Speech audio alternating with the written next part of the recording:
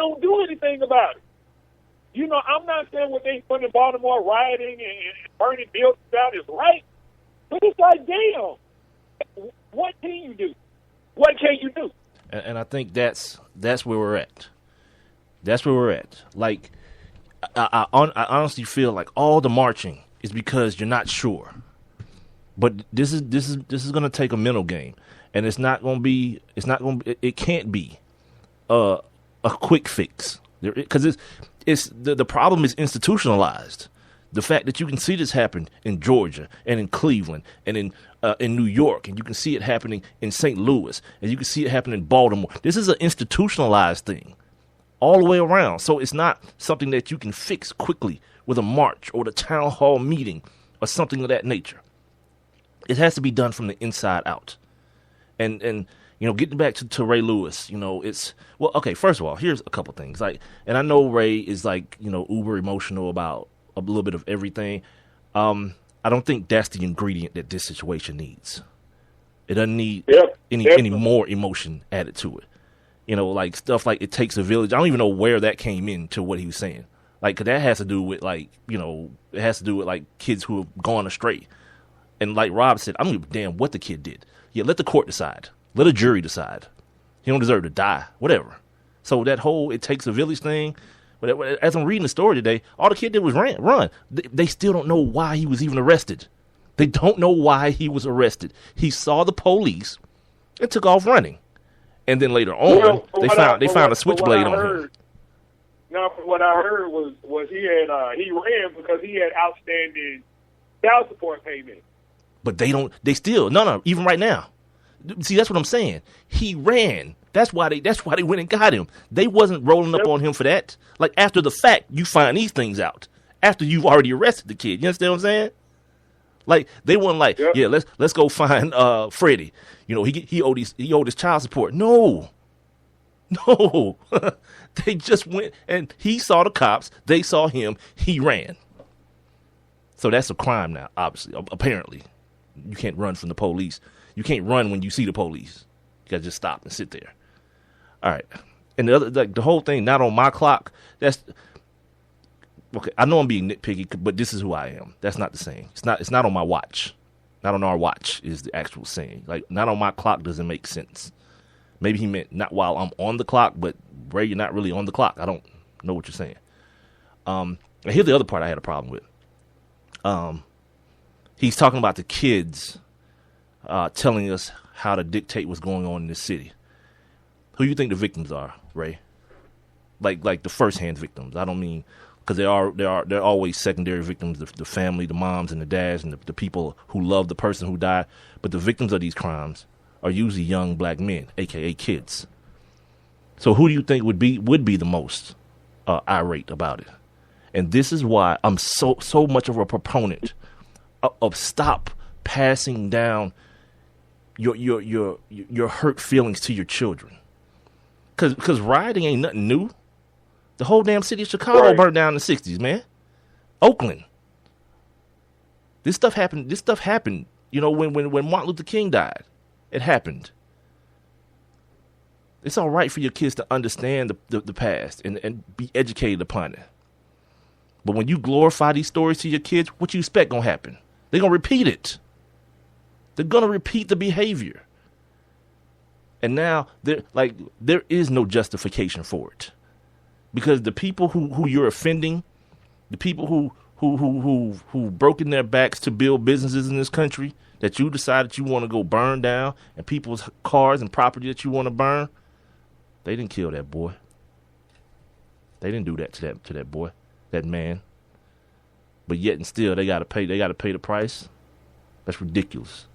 That's ridiculous. The other thing is, for whatever you think a racist police department or a racist police or whatever person thinks of you, all you're doing is proving them right. That's all that's happening right now.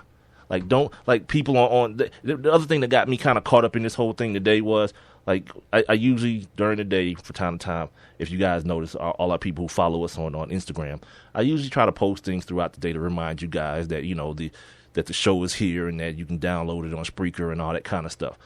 And as I'm doing that, I'll go through and I'll scroll through and I'll comment on some people's things just to, so that I'm not just there doing, one thing. But I see these things about, people talking about the riots, and then there's a meme of a car turned over and says, "Oh wait, those are white people. Those are white people celebrating after Kentucky lost." Okay, to what end? To what end? I know you're trying to be cute and clever and all that foolishness, but like, to what end? Okay, we understand one thing is stupid, so is the other one. What, you gonna put two stupid things together, and because the media doesn't cover it the same way, you're gonna make some sort of comparison? Yeah, I'm good. Like, don't be distracted. Don't do the whole, don't pay attention to this thing over here while I'm doing this. Look at this shiny thing over here. Don't pay attention to what I'm doing over here thing. Don't do that. There's a very, very, very heavy issue that needs tackling in a very concise, well thought out manner. Marching, to me, is not the move. Some sort of dialogue has to be opened up with the people who make the laws. Yep.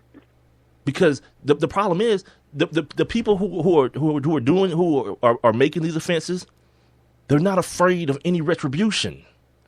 Because what happens is, they kill me, I go in the ground, they go home.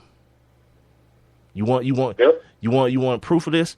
Because I want to go further than this. Not just the stuff that people talking about.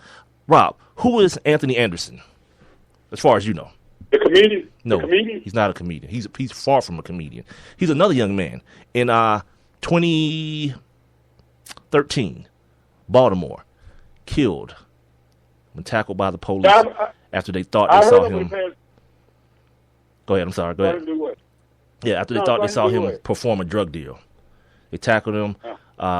He punctured a lung or something, collapsed something internally, and killed the young man. Okay, that went away, I guess. Here's another point that I'm always making to people, and they think I'm an idiot when I say this. Have you ever heard of Jesus Huerta? No. That's not a black name, is it? Jesus Huerta, not a black name, so you probably wouldn't have heard about it. Right, he's a Hispanic kid. A Hispanic kid who was in North Carolina, handcuffed in the back of a police car, and somehow managed to shoot himself in the head. Oh, I do remember that. Somehow. I just didn't know his name. I do remember that. Managed to shoot himself in the head while handcuffed in the back of a police car with a gun they supposedly didn't find on him when they searched him. Here's one. Here's my favorite one, and I say that tongue in cheek, obviously. Rodrigo Diaz. That name ring a bell?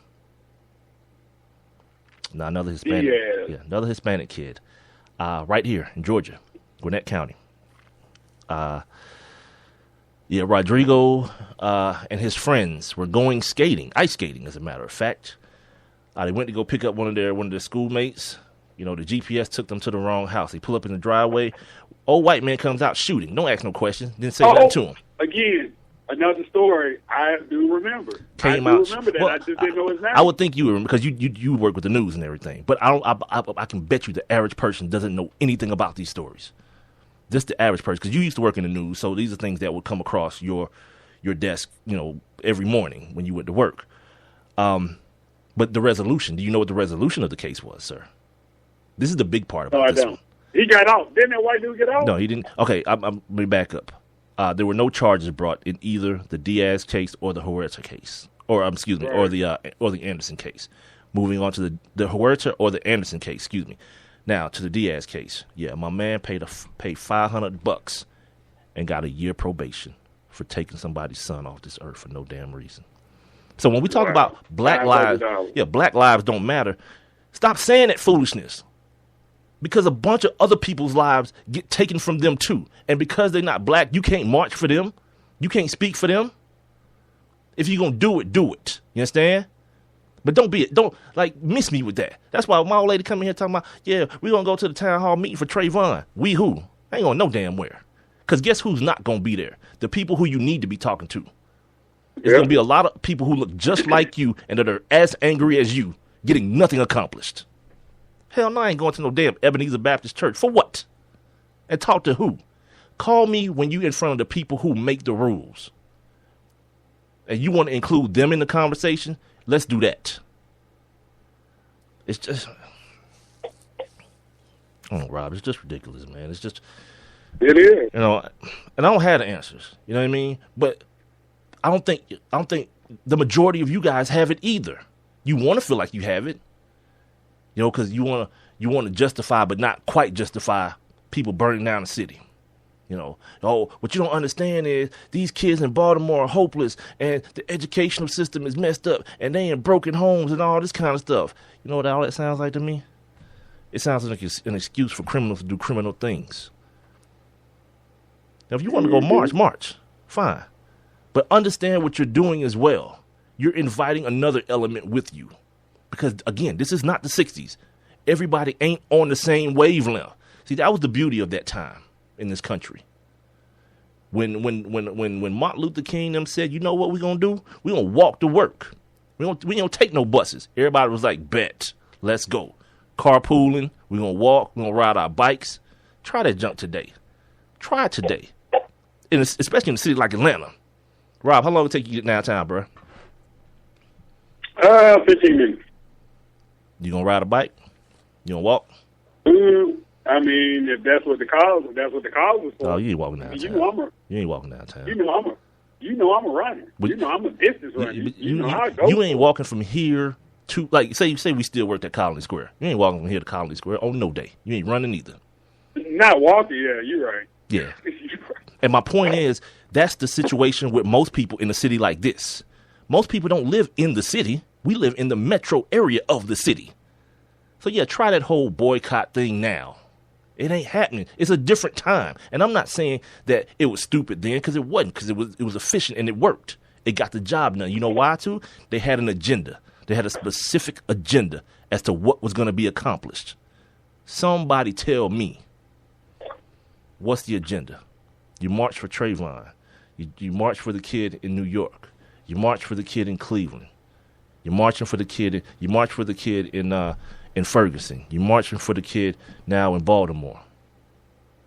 What we talking about, man? Where we going? We doing all this marching. Where we going? Those people back then was going somewhere. They knew exactly where they was going. Y'all just walking. That's all that's happening. Y'all just walking.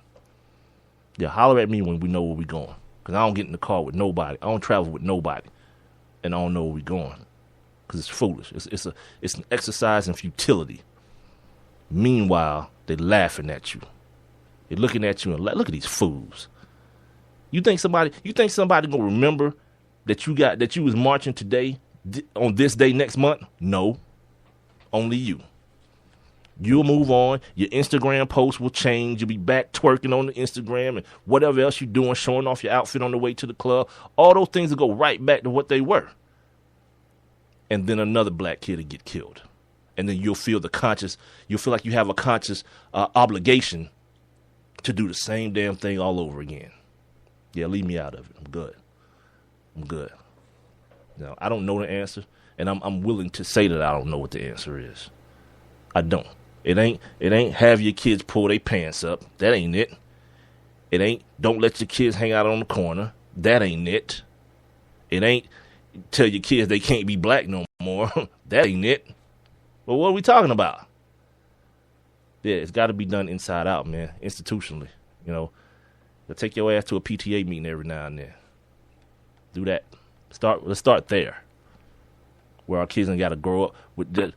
So you're not just complaining about the terrible education your kids are getting. At least you're trying to do something to it. Do something about it. That's it, man. I'm all for that. I told y'all that's what it was going to be. When we start doing this, that's what it was going to be. Certain things were going to happen. They ain't really have a lot to do with sports other than the fact that tomorrow White Sox and the Orioles going to play in an empty stadium. Camden Yards will be empty except for reporters, broadcasters, and players. And, the umpires and Major League Baseball officials. That's it because of what's going on in Baltimore. Also, the Baltimore Ravens have canceled their pre-draft party as well. Or their draft party, excuse me.